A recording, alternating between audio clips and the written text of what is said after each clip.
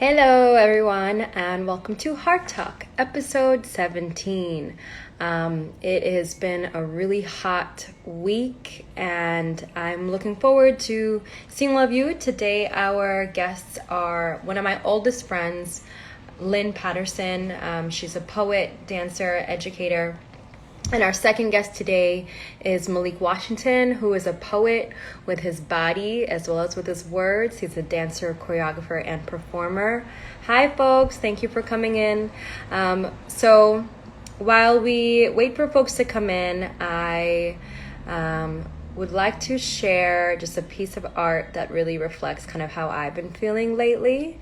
And we have the artist who created this piece in here. I am on the Alpha Arts Alliance one right now. Yes, I am. Okay, great. So this piece was collected by Brittney Patterson, whom you are going to get to meet shortly. And when she came in and saw this piece, was like really pulled to the emotion in it. It's something that has been really grounding for me. The artist who created this piece, Tana Torrent, is one of my best friends, and someone who, despite all the turmoil that we are all personally going through all the time, is always willing to give and support one another. Her work is extremely powerful, as you can see here. Hey, Burnstration. So this piece, when Brittney saw it, when she came to visit from Seattle, she wanted to have it. So Brittney, aka Brittney Patterson, whom you're going to meet shortly, is the collector, one of the first collectors of Alpha Arts Alliance. So this is a bit about Lynn, and here she just came in. Lynn, I was just telling folks about this piece that you collected from us, but I'm gonna go ahead and get started. I met Lynn when we were teachers in Baltimore. We both did Teach for America. We lived next door to each other because our last names are very similar. And I ended up being a bridesmaid in her wedding, and now she's one of my dearest friends. So we're gonna go ahead and get this conversation. And I'm also hoping my phone stays cool, because last few weeks ago, my phone shut down in the middle of an interview. It got too hot. So I have this little spray bottle, and I'm next to the window. And hopefully the connection goes through. And here we go. Hi! Hey, How are you? I'm good. How are you? Good. I love when you do your hair like that. I did it just for you. Oh, thanks. So I see you have the piece behind you, the piece that I just showed. I do. Yeah, so I'm so excited to talk about that. But first of all, how are you feeling today? Did you have work today, or is today an off day for you? I definitely had work today. Okay. I'm working 2 jobs right now, so it's a little stressful. But I don't know. I'm taking a break right now. I'm excited to talk to you about art stuff. And oh, Tana's here. Hi. Yeah, Tana's here. We have your piece right here. Yeah. So Lynn is currently located on the West Coast, over in Seattle. But tell us a little bit about where you grew up, your background, because I know it all comes back into your work and into your poetry. But tell us about where you grew up and your ancestry. Yes, for sure. I currently live in Oakland, California. I just moved here about a year ago. Before that, I was on the road for 11 months, which I think that is probably my home at this point, is being on the road and being in different places. So right now is a really interesting situation because I've had to stay still. But where I grew up is in Seattle, Washington, which is not too far away from here. And yeah, up in the Pacific Northwest. It was an interesting place to grow up, I think, because I grew up in the 90s. So we had like Nirvana, and oh gosh, I'm forgetting, like Pearl Jam, people like that, doing the like alternative rock, punk, and grunge scene. So it was a really interesting like time to grow up in Seattle. I think anarchy is like a part of our blood and like going against norms and conventions. So I think there's always been a part of that has been ingrained in me from growing up in Seattle. Yeah, you're actually one of my few friends from Seattle. So the first time I ever came to Seattle, and everything I know about Seattle is from you. So we met in Baltimore, and you've lived a few places since then. But what was the energy shift like when you came from the West Coast to the East Coast? Mm. Yeah, I mean, I think the energy shift was intense in some ways. I think, like, one, I had always really wanted to move to the East Coast just to see what it was like.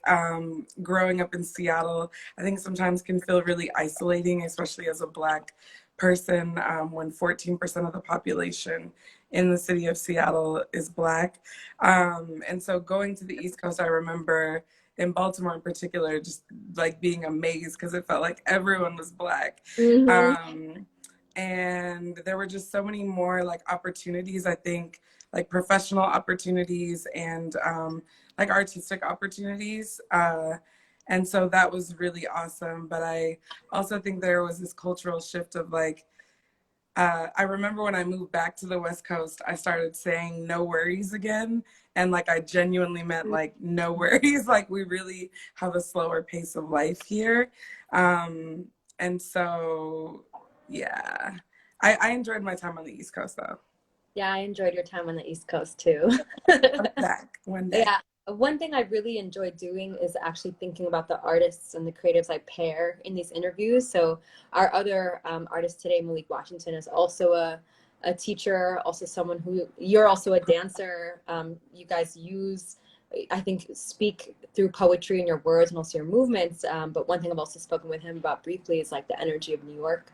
Um, I would love to hear like what the impact of the pandemic has had on your creative process. When a few years ago you released your first book, you just released a zine. So what has it been like?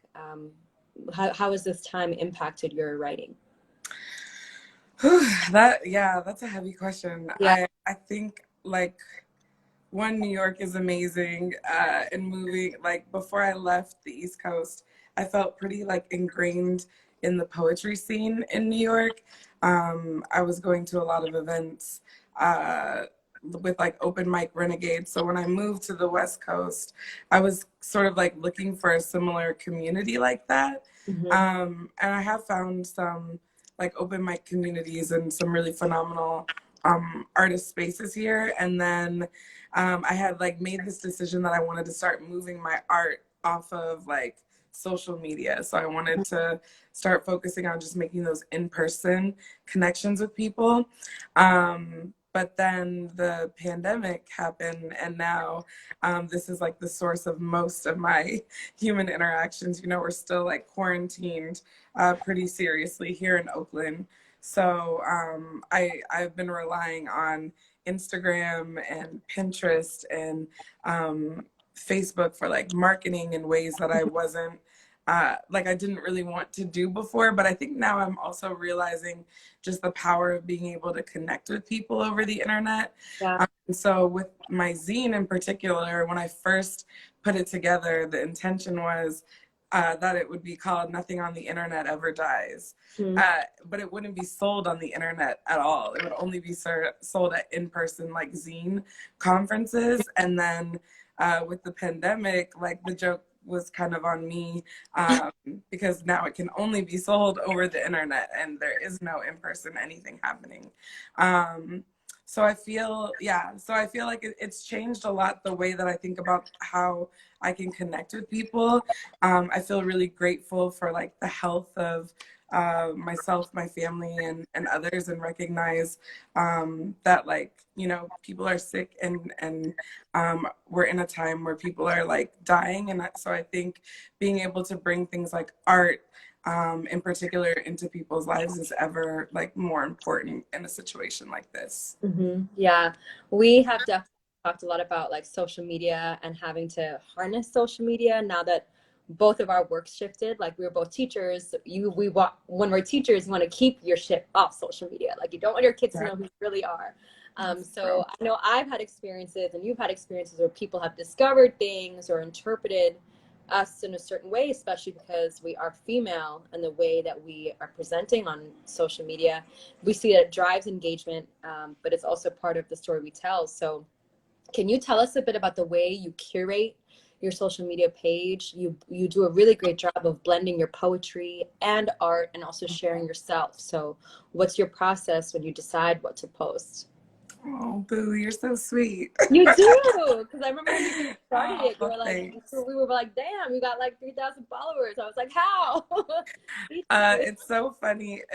I heard like your spiel in the beginning, and it's like so interesting to talk to someone who you're such close friends with, like under this like creative like professional lens, because you've really seen my like evolution from being like a young teacher to being like a full-blown educator and like an artist now. And so like your question is funny because you've seen that like trajectory.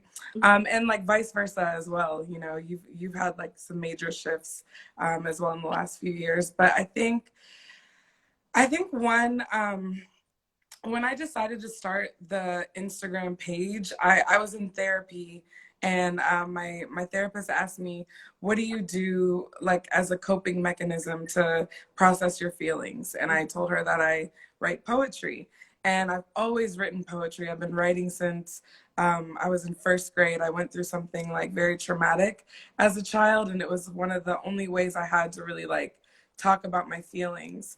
And so as I was in therapy and just processing it as a coping mechanism, I realized that I had never shared my poetry with anyone. And so there were all these like deep feelings that I was sort of holding on to, and not able to like move past because I was staying stuck in that. And Yeah. so I decided to start the Instagram page just sort of to like spew my rage into the ether. And like it was anonymous at first. Like I didn't have a name, I didn't have any pictures. It was just me like spewing my poetry out at people. And the response to it was just like really powerful. And I think from that like earlier time, I've just learned that the most powerful thing we can do is really to stand in our truth and be like honest and vulnerable with our feelings, because we live in a world where that's discouraged, but a lot of people are suffering silently, or feeling very alone. And the more that we can like share things that we've been through, the more it creates space for other people to see themselves like on the other side of those things. Yeah. So I think ultimately, like everything that I decide to share is things that I really believe in. They're things that I feel really strongly about people knowing that I'm like going through or processing. Um, and so, yeah, I've gone through phases where I felt like I needed to like curate this beautiful page. But I think at the end of the day, what is most compelling to people is seeing people really own their authenticity. So that's what I strive to do. Yeah, no, I think you do it. And it's funny. I started doing henna again after my therapist asked me what I like to do, and I said I really like to work with my hands. And I think we were friends when I first started going to therapy. That was like almost, gosh, 9 years ago now. So you know, into a little minute. I would love to go to this piece. So I was sharing at the beginning, those of you who are watching and have been following Alpha Arts Lines probably know Tana Torrent, have seen her work. She's one of the core members of Alpha Arts Alliance. And Lynn is one of the first patrons of Alpha Arts Alliance. So yeah, it's right there. She collected this piece when she came to visit. There was something about it that pulled you into it. So can you tell us what you felt when you looked at this piece and why you made the decision to support her as an artist and support? Gosh. First of all, I can't even say enough like wonderful things about her art.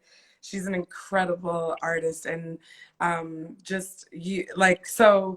Sadaf has a house in Brooklyn for people who may not have been there just yet. That is like the dopest artist space you'll ever see, and in and out of it come people who are creators, and on the walls, their art decorates everything. And so this particular time that I came to your house, I was in a really interesting place. I was like, I had just moved to the West Coast, and I was just, I don't know, I had come back to the East Coast to like sell my art, and I was having these weird feelings about what it means to sell things to people.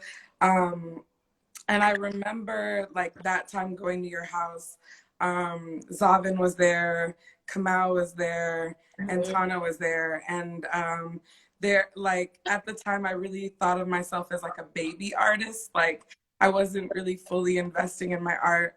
I had put together this book and was selling it, but I wasn't like, being in command of my voice. And through like all the interactions with them at your house, I realized like how powerful it is for us to really be able to like just like stand confident in our voice as artists and see that our art like contributes to people's lives. And it's like a sharing of energy. And so I just remember being like really drawn to Tana's energy and her like talking about her pieces. Yeah. And you had a piece that it was like black and there was a woman with different shapes around her. And initially that was the one that I was like, I want that one. But she had gifted it to you. And then I I looked like right above it and there was this painting Mhm. and it just like the third eye, there's like a third eye, but it's not like in the middle, right on the forehead. And I Yeah. think it's just a good reminder of like one to keep your third eye in mind, but then also to really challenge like your perspective. It was the first time I'd ever seen someone like paint the third eye in a different place, like on the face. And so I sort of wanted that in my house as like a daily reminder. And I believe really firmly in investing in like upcoming artists and people whose work like really resonates with you. So I wanted a piece like that to decorate the walls of my house. Awesome. Well, thank you. It's like so special because I know for Tana and me, like I get emotionally attached to her pieces too. So it feels good when we know where the piece is going and that we get to still experience it and see it.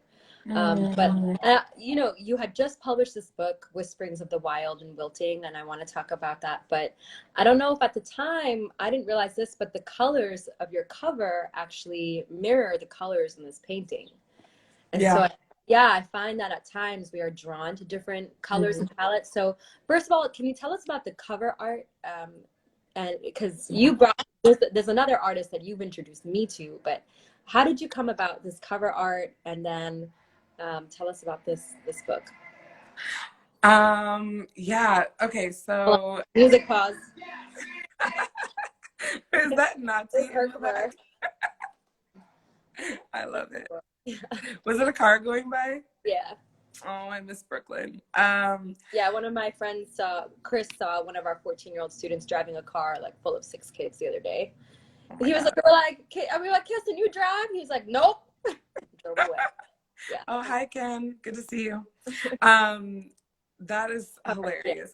Okay, so hold on. The question was, tell you about the cover art. Cover art. Okay, Yeah. it's so funny the way connections happen. 'Cause I don't know if you know this, Sadaf, but so essentially I was putting together the cover and I was thinking really thoughtfully about typography for some reason. Like I've just been really into typography. It's a weird thing.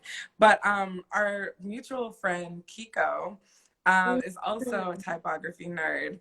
And as we were in talks about like what typography would be best for the cover, and what images would like be important, I was explaining to him like what the theme of the book was, and the theme is around like a woman becoming and like a woman stepping in to herself and just realizing how to like maintain her wildness as she like gets older and starts to fall into maybe more traditional like societal roles or doesn't. And he actually like through this typography conversation, he had a friend who was creating these like watercolor paintings of women who were unfinished. And so when I first started to see, Mariana is the cover artist name, when I first started to see her paintings, I was really drawn to all these like really like powerful stances she had women in that were also very vulnerable. And this whole idea of like being unfinished and still being beautiful. And so after seeing some of the art she had done, just like on her own in her studio, I commissioned her to create this piece for the cover. Mhm. So Kiko was like really integral in connecting her and I. Awesome. Yeah. Awesome. And there, so the first publication that you had a poem in, there was an artist who had created the cover art. And again, there's similarities we can draw between the cover of your book and this artist. Her name is Nadine. She's a Mm. Parisian artist. So I ended up connecting with her after I saw the cover of this publication. But do you know the magazine I'm talking about? Genre urban arts. Genre Urban Arts. Wow. Okay, they just followed me on Instagram this week. Yeah. Makes a lot of sense. So that's how I got to learn of Nadine, and her art is incredible, and it's similar thematically, like Yeah, a for sure. women in strong stances, but they're not necessarily detailed, they're not necessarily finished. So you can interpret it how you want. I like doing this back and forth. Yeah, I know it looks cool. I think there in every book that I would ever write on the cover will always be some version of a woman like coming into herself.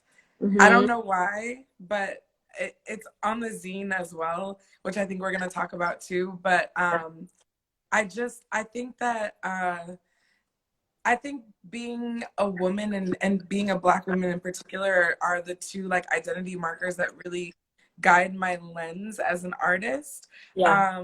And I think it's really important for me for younger women, especially to know that like we're always stepping in to ourselves and we're never like final versions. Mm-hmm. And oftentimes society like tells us the opposite, that when we get married or when we have kids, like that's when we've become, but we're just constantly like on that journey.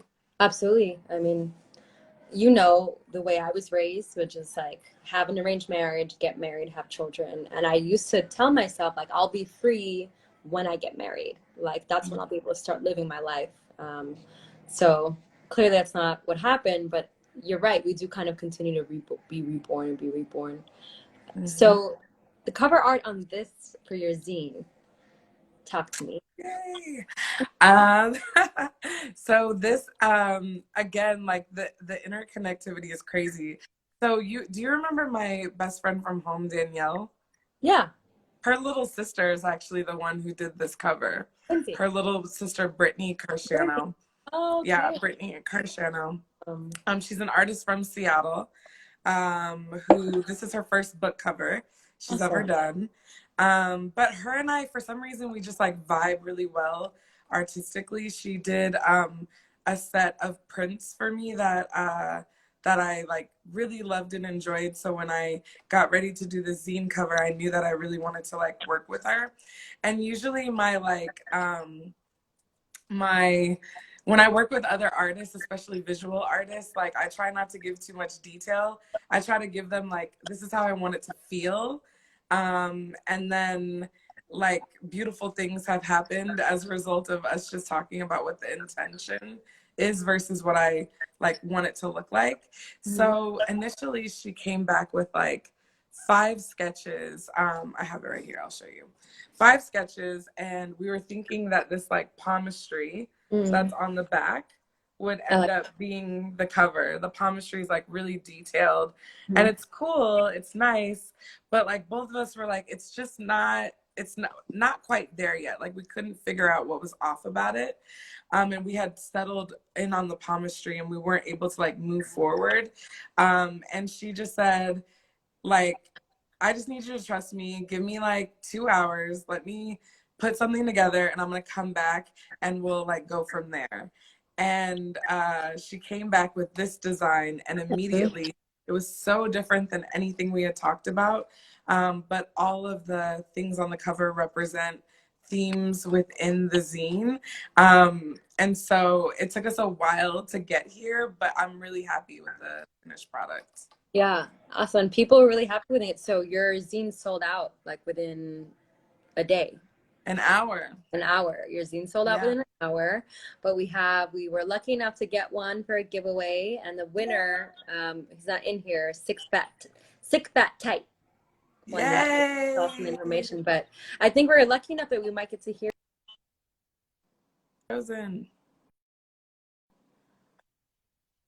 Oh, We might, I'm back. um, we might get to hear some poetry from you today. Yes. Yeah. Okay. Yes, you will. You will. Yeah. I think I'm gonna read.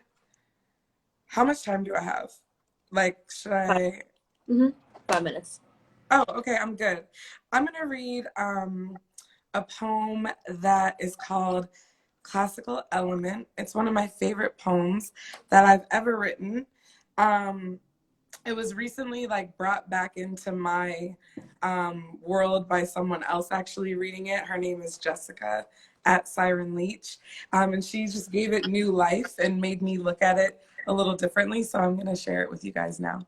And is that from your book or zine, or it's a separate poem? Okay. Yeah. All right. Classical Element. Like air, you were taken with my stillness, my capacity to feel and be felt absent of touch. You took me in deep, exhaling all of your toxins, inhaling a freshness that flowed right to your heart. Sometimes my cool breeze could turn into a warm and chaotic wind. You sought to harness it, but the pressure and sheer force frightened and excited you simultaneously. Wild and non-conforming, just dangerous enough to be entertaining, difficult to look away. Like water, I fed off of your reflection of my own being and everything I embodied, revealing myself anew in your eyes. Reveling, we both bathed and cleansed, feeling new, leaving a dark ring of desire. But with the same force that aroused your attention, the crashing waves of my ocean soon turned into subtle droplets running down my own freckled cheeks. Invisible, purposefully hidden from you, for fear that the tension could betray my power. Like fire, wild, passionate, impossible to contain, anger erupted and turned destructive, disastrous. Developing slowly, it consumed itself from inside out until there was nothing left inside me but soot. And where were you to be found? You left me. You left me to survey the damage. You left me to question all of my elements. The very existence which enticed you and gave you life, you left in rubble and ruin without explanation, unconcerned with the wreckage you left behind. Like earth, you are no match for my divine feminine energy. Your words will never carry more meaning than my intuition. The vagueness of your intentions, though it threw me off my equilibrium, will never keep me down for long. My energy comes from my ancestors. Their struggles, their lessons are ingrained in my DNA. My intuition from my mother, who is one with nature. She cleanses, rebuilds, and destroys anything in her path. Your intentions are thoughtless, childish, selfish, fading into the ether as quickly as conception. I am from the earth. Bury me, I will sprout roots. I will reach to the sun, lift up my arms and rise. I am from the earth. Thank you. You know, Thank you. that's how I know you're one of my like ride or dies is our gardening club, Phoenix Summer. We have a theme of the day. Tomorrow it's herbs and affirmations, and Tuesday it's element. Nice. Yeah, Yeah, yeah. all the elements. Um, so we have 1 minute. So if anyone has any questions for Lynn, you can follow her at Poetry and Tings. It's tagged there. But I would like to leave on one last question, which is there a current word that you have been finding yourself gravitating towards? A word that you like keep seeing pop up that you might be playing with soon? I'd like to ask this question and I writers. love this. I think that's a great, yeah, I love it. Transmutation is the word that Mm, first comes to my mind. mhm. Um, I spoke a little bit about how my page started as a result of therapy and my understanding and realization that poetry is really an offering when it's shared with other people. Yeah. And I think transmutation artistically is just this idea that anything you invest your like creative energy into can become beautiful. And Yeah. so through that, we can take all of our pain, our suffering, our healing, our joy, and make it into something concrete and beautiful. And I think I'm learning to move through the darkness with transmutation. So that's my word. Awesome. And you know, Tana actually uses a lot of themes of transmutation in her work. So Love her. I love her. Love you. I, Thank I you so foresee that there much. will be more of her pieces in my house. I can't And you wait. can tell. Yeah, Yeah, I would love that. yeah, I love it. Well, I love you very much. Thank you I so love much. you too. Yeah. Somebody asked real quick how long I've been doing poetry. I've Let's been see this writing. Kevin. Oh, hi. I've been writing since first grade, and I just recently started sharing within the last 3 years. Awesome. Yeah. Cool. Yeah. Okay. We'll talk to you soon. Bye. Love you. Bye. Love you. That was Lynn Patterson. You can follow her at Poetry and Tings. And our next guest is someone I had the pleasure of meeting just in the last year in one of the most moving and beautifully woven together stories and performances I've gotten to see, Shadows of Heaven.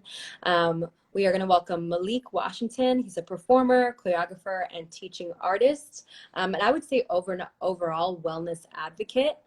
So we're going to go ahead and bring him in. There we go.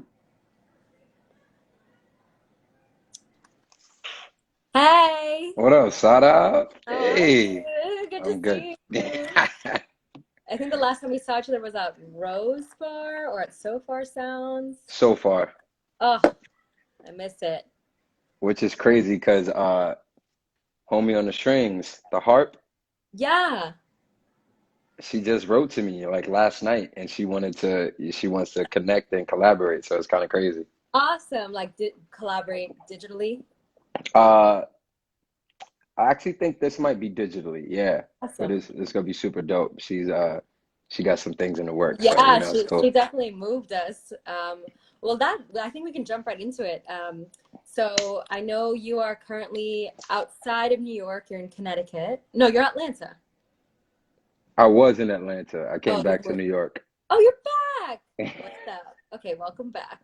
Um, you have a lot of different strengths, but something I've seen you do really, really well is how you collaborate with artists from all different types of discipline. This is a great example. Harp, I met you because of Kamal and your collaboration with him, with actors. So I'd love to start there. How are you drawn to whom you want to collaborate with? Yeah, how do you choose the people who you keep around you? They were the people that have always been there. So Mm, a lot of the collaborations that I usually do are with people that I trust, that I feel that I can unpack with mm, um, in a safe space. So Brittney L'Oreal, Chet Gold are two collaborators that I've been working with, and Kamal. Um, uh, but Brittney and Chet I've known since high school. Me and mm-hmm, Brittney graduated in the same year. And Chet was only a year older than us. And then my cousin, that was the first collaboration that I made shadows with. I've known her since I was 9, and she went to LaGuardia as well. So everybody went to LaGuardia except for Kamau. Even my lighting director, who is a choreographer himself, I collaborated with him on lights because I knew he loves dance, but I was like, I don't want you to have any part of dance. I just want to see where your eye is for this lighting of everything. He mm-hmm. went to LaGuardia too, so I kind of just pulled everybody from the best high school in New York City. I Yo. said it. Yeah, I said it. Amazing. I've had some kids like apply to LaGuardia. I know it's really competitive, so let's rewind a little. You grew up in the Bronx, hmm right? And then you went to LaGuardia for high school. hmm How, I mean, that's clearly shaped the trajectory of what else was to come, but how were you able to get to LaGuardia, first off? like my mom prepared me, Mm, they always say that chance favors the prepared. My mom prepared me really early. Before I even went to LaGuardia, I was doing a lot of other programs. I went to Broadway Dance Center, where I teach now. So Right. it's kind of full circle. I Yeah. started there, and the owner was Frank Hatchett. He was my mentor. He brought me into class. You know, my godmother was a student there, and I used to tag along every weekend and just be in the back trying to make the same shapes as everyone else. And then the teacher was like, he's kind of good. You should like put him in a show. They had a talent show. I did Michael Jackson. I dropped down to the knees and went, oh, and it was over. And you It was over. I started dance class the next week and I never stopped. Uh, mm, my mom thought it was really important for me to have representation as well, though. hmm. Broadway Dance Center was predominantly white. And she didn't tell me this until I got older, but she used to hear comments about why I would get parts is because I was the dirty black kid. Wow. Or he's the black kid, you know, he's kind of poor, so of course they're gonna Mm-hmm. give him that solo so he can feel better about himself. No, they gave it to me because I was fire. Mm-hmm. They're the But best. right, but the parents wanted to help their kid feel like they understood, be like, you're not bad. He's just, you know, poor or wrong. There's something about him, is that's why they're giving him special treatment. Mm-hmm. So that kind of led us to go to Harlem School of the Arts, where I like really dived into like my culture, my movement, Graham, Horton, but also you're getting Calypso, and then I'm getting Afro fusion, Afro modern, and then, you know, also taking Pilates and ballet and being a part of their young ensemble, children's Mm-hmm. ensemble. So I ended up getting to a dance company at like what, 9 years old, 10. And Yeah. then just having that responsibility of being in a company. And then that kind of prepared me. As soon as LaGuardia came up for the audition, I didn't need anyone to make my solo. I made my own. Mm-hmm. And I showed up and I did the work for the next 4 years. Mm-hmm. And you're still doing the work. Still doing the work. Work. You have been staying super, from my perspective, staying really active. With line collaborations. I think I got to jump into like 2 IG lives yesterday. We're participating in. But one that really stuck out to me, and I'm going to pull it up here, was what you did on Mother's Day. Oh man. Yeah, that's where I was like, damn, where is Maleek? Like, I really want to know how he's doing. But I really loved that.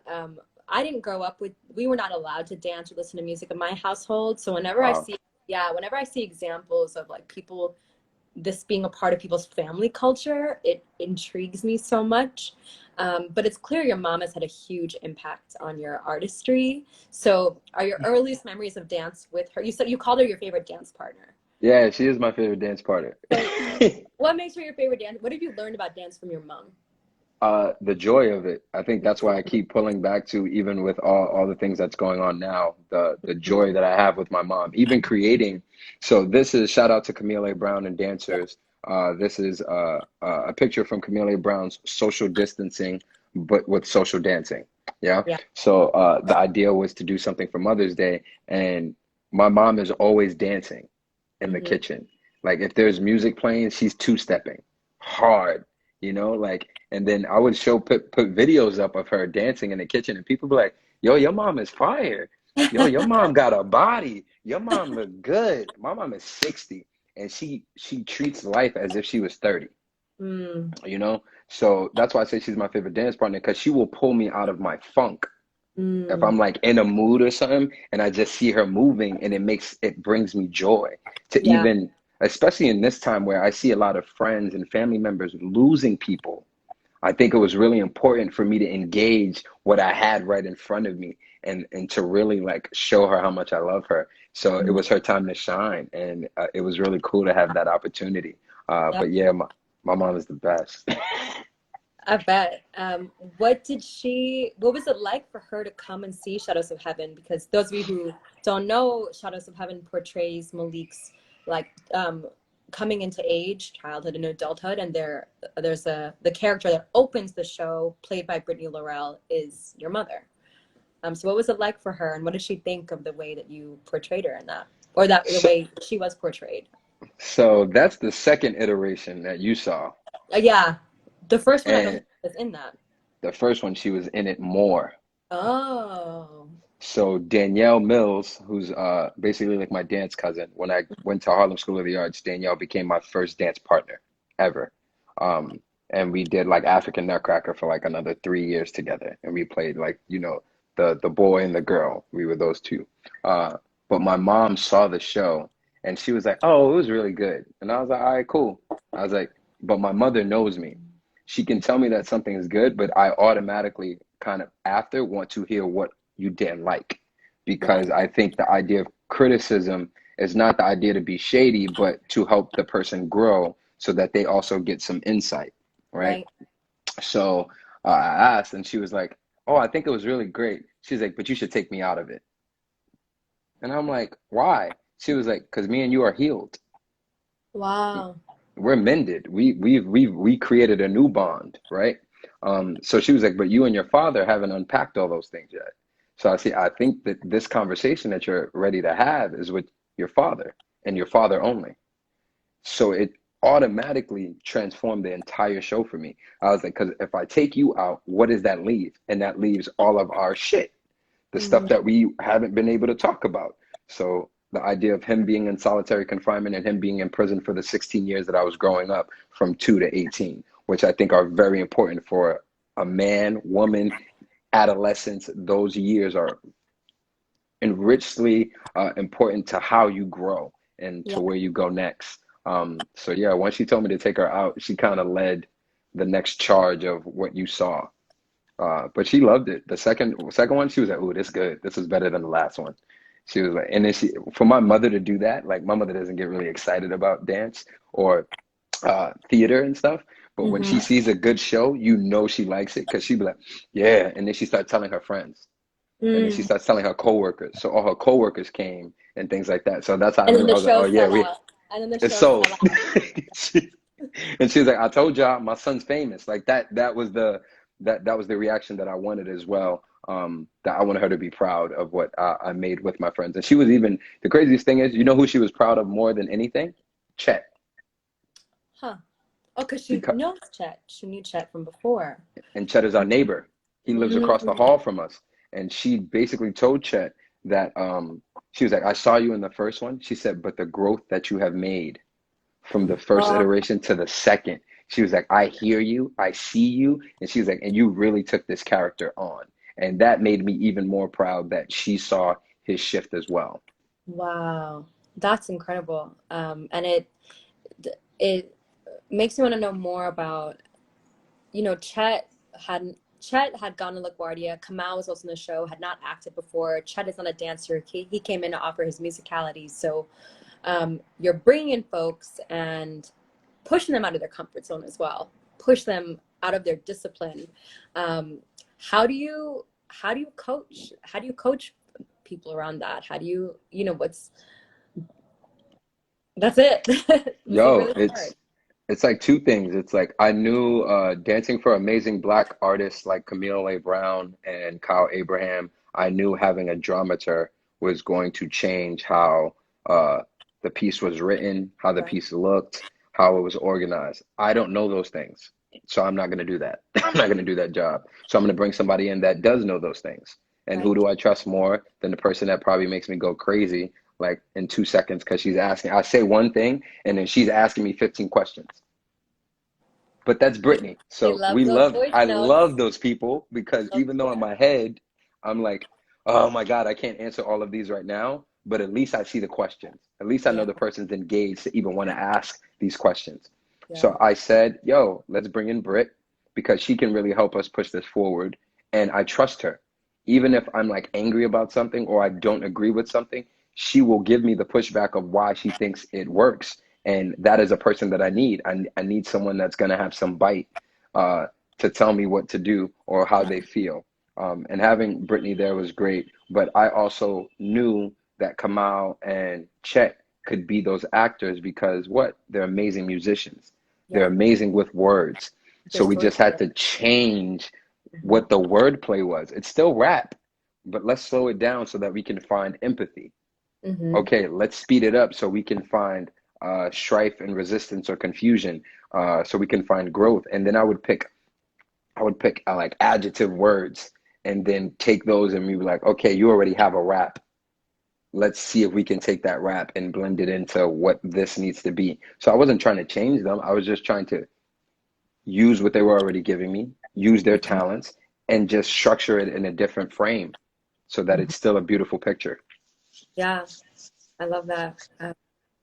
I would like to go learn a little bit about your teaching as a teaching artist, because I think that that probably lent to you also being a great mentor within Shadows of Heaven, but also you lead regular dance classes. I'm sure you have a lot of students who are really missing that right now as well. Teaching for me is one of the hardest things I ever did in my life. What have you learned from teaching? What I'm have the you, student. yeah. I'm the student. To be the greatest master at something, you have to realize that you know nothing. Mm-hmm. I've learned things from 5-year-olds. You know, I've seen kids. I was sick maybe 4 years ago, and the job that I was given while I was sick was to be like a camp counselor, but a dance camp counselor. So I worked with kids that were from 5 to 15. Mm-hmm. And it changed my mindset of how I looked at dance because I saw 5-year-olds that were more capable of like picking up choreography or using their creativity to create full dance pieces for like a minute. But then I would ask a 14-year-old, I'm like, okay, let's make a step together. And they would get so nervous. Mm-hmm. So I was learning about the idea of inhibitions and fears. And so I learned to restructure the brain of what fear is, like the idea of falling. It's not failure. That means you pushed yourself to the limit where you go down and then you can get back up and try it again. And then keep getting to that daring place that you want to push the those limits of yourself, of your mental state, your physical state. And once I started playing with those things, and being sick really helped me create my own pedagogy of the idea of how do we use the body? What is being used in the body for structure to actually happen? What texture is in the body? There's so many textures in the body of skin, hair, internal, like what does blood feel like flowing through your body? Even a friend of mine the other day, we were hugging, and she was like, "Oh my God, I haven't like felt a hug like this in a really long time." And I was like, "Yeah, but wait, how about what if we listen to each other's breath and just see if we can find the inhale and the exhale of each other?" And then in that moment, she was like, you saw her body relax Mm-hmm. because she had something to focus on. So a lot of my things in class are natural things that we do on a daily basis that we take for granted in dance. Those pedestrian moments where aha or that light bulb goes off. You want to find that in movement. It doesn't always have to be like a high bop ma, crazy pointed foot. I was like, I can be a human being and still be an artist and a mover. Yeah. I've started to appreciate and see more and more as I'm doing this children's workshop at the garden. We have a theater and dance teacher who's been coming, and starting to appreciate how much dance actually teaches empathy, because you're watching and mirroring someone's movements. Absolutely. Yeah, and I always wanted to learn dance. I always wanted to go to dance class when I was It ain't too little. late. But isn't it a little bit? No, sound So off. I've seen people join. I've seen people start dancing at like 21, which most people think is late, right? By 23, they were in Alvin. I'm not even kidding you. do you think I can learn how to do a split? It's a split. I take yoga to learn how to do a split. I don't got to take a dance class. You know Okay. what I mean? Like, go ahead. That's right. Who said that? Color energy. Shout out. You can Yes, it does. dance. She dances too. She does like ecstatic. Exactly. Yeah. See, I Yeah. think it's just the idea of freedom. Like you just want to find that place where you feel free. It's less of the inhibitions of, oh, I am doing it too late. No, I know 60-year-old, 80-year-old women that just get up and start moving their feet when they hear their favorite song. Mm-hmm. I think it's the idea of finding that comfortability in a place that's unknown. Mm-hmm. Yeah. You know, that actually brings me to, I like to pull a few art pieces that remind me of the artist. So I posted this today. This piece is called Inner Void. Um, what is your interpretation? What do you feel when you look at this? The black man is the universe, the black body, the black mind. There's so many things and so layered. Like the idea, which is crazy. You don't know this, but I love stars. I wanted to be an astrologist when I was younger, and I used to just go out.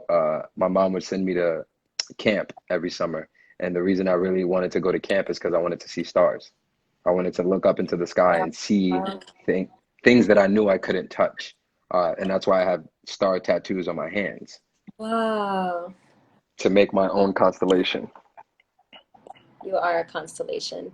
Exactly. So that's the idea that all these bones, muscles, joints, ligaments in your body connect you to make your own universe. So Mhm. why shouldn't you be, uh, eternal? Like the idea of space is that it keeps going on and on and on and on forever and ever and ever.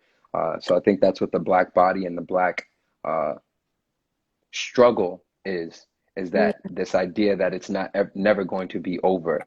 And mhm. it's almost like what that man is on the bottom. He's walking through this idea of, an endless desert. Oh my Yeah. God, you weren't even there. But me and Kamal taught a class the other day, and the first thing I said in the warm up was, imagine that you are walking through an endless desert. Wow. I wasn't there, but was I?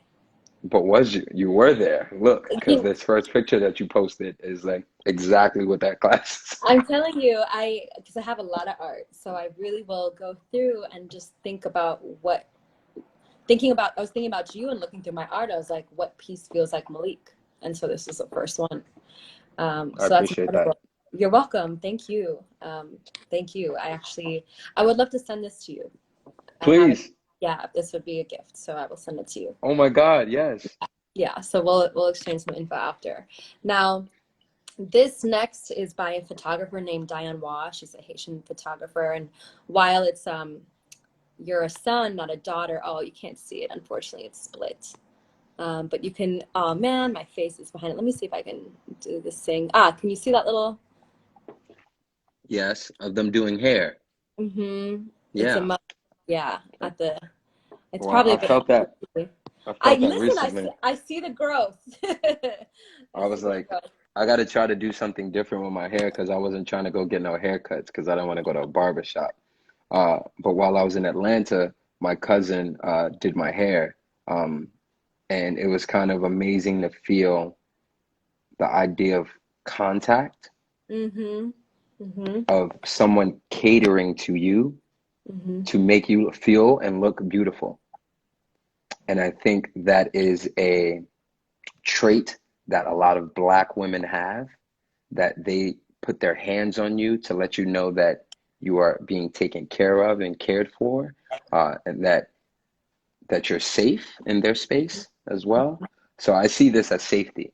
I see this as a safety net. This is the place where you also unpack, like we were talking about. Because when you go get your hair done, you start Mm-hmm. talking. You be Mm-hmm. telling them all your stuff. All this is where you go to therapy, right? And that same idea that, which I still think is crazy, that Black people don't believe in therapy, but we do. We just don't do it in the conventional way that people do therapy. Our therapy is with my hairdresser, my sister, my best friend. We do unpack. Sometimes we're scared to unpack with people that don't look like us at times. Yeah, yeah. Um, I've definitely like during the corona with everything shut down, I had a lot, most of my friends, my community, most of my friends are Black. Most of the Hmm. people that I love and I work with are Black. And so I saw a lot of people going through a lot of um, emotion when it came to having to build a different relationship when it came to their hair as well. Hmm. And just learn, it's a constant learning for me, and what that means. But I think it's also been really beautiful to see the growth. I think like in our most natural states, I think that's when Right, my are looking the most beautiful. right. But just like appreciating that as well. So here's one last piece. This is a drawing by an artist named Jaleesa, from her series called Contemporary Diaspora. So Nice. there's something that reminded me in this of you, but I wanted to share with you and see what you thought. You know what? It's the layers to a person. Like that, this is all the ideas that go into my head when I like get emails in the morning. Like or starting my day, that I go through like 15 different emotions in like 20 minutes. Hmm. Um, yeah, but in all of them, they're all connected. They're all entangled with each other. So that, yeah. Yeah. It almost, to me, it looks like the theater masks, you know how they have the, Yeah, that you know, the exactly. happy and sad. Yeah, but the black Exactly. version of it, and Yeah. it's like more multi-layered because those are only two, right? There's only happy and sad, but in Mm-hmm. that one, it's like So happy, more. anger, Ex- laughter, and how one is connected by the eye, and then the other one is connected by the lip. But they're all, if you were to trace the lines, they're all connected. So that's right? really intriguing. You Yeah. see, like there's the cheek and the eyebrow, the eye, the head is connected to the eyeball, and so on and so on. That's really dope. Yeah. Yeah. And it could be, is it one person? Is it a group of people? Is it a Right. community? It almost goes, it speaks that same idea that you were talking in this piece. It's like you're an atom and you're also a universe. Come on, you're an atom and you're a universe. Yo, Yeah. you're the smallest thing in the world, but at the same time, you are the most, you're bountiful. You occupy all the space. Mm-hmm. Yeah. So, speaking of space and how we can continue to share space with you, what can people look forward to? What's, you know, what are you working on? How can people stay in tune with Maleek Washington? Uh, follow the page, follow my page, Maleek_Washington. Mhm. We working on some stuff. We got some shows coming up in the near future. I don't know if I can say anything yet. But I actually just posted something maybe like 20 minutes before I got on with you. Project 44 is something that I just did. It's called Brothers and Sons. Gear J. Godley uh, just did an amazing job. He got a grant from CUNY, the CUNY colleges, and they give out money to dance companies for them to make a piece. And because the pandemic happened when he was supposed to show his work, they said you can make a video. Uh, there was a lot of great conversations, and it's all only black men in it. So the conversations that we were having ended up being the soundtrack to the video, but also brings up conversations that we had about things that I hate now, like knowing and finding out a lot of information. Like I haven't eaten from an ice cream truck in years, right? Because the ice cream truck song is super racist. They have taken the lyrics out, but the original lyrics in Colombia was, nigga watermelon. Which I just learned this year. Right.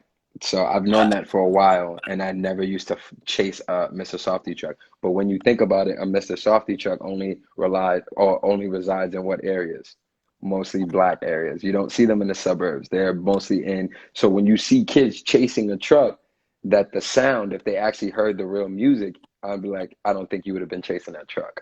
So Hmm. things like that, things of solidarity, things of seeing the different tropes of black men, but also how that weight is used for the gangster, but also the businessman, and by how all of them are connected because they all have this fear of what police officers, they all have this fear of death, they all have this fear of being alone and trauma, triggers. So yeah, check out the video from Project 44.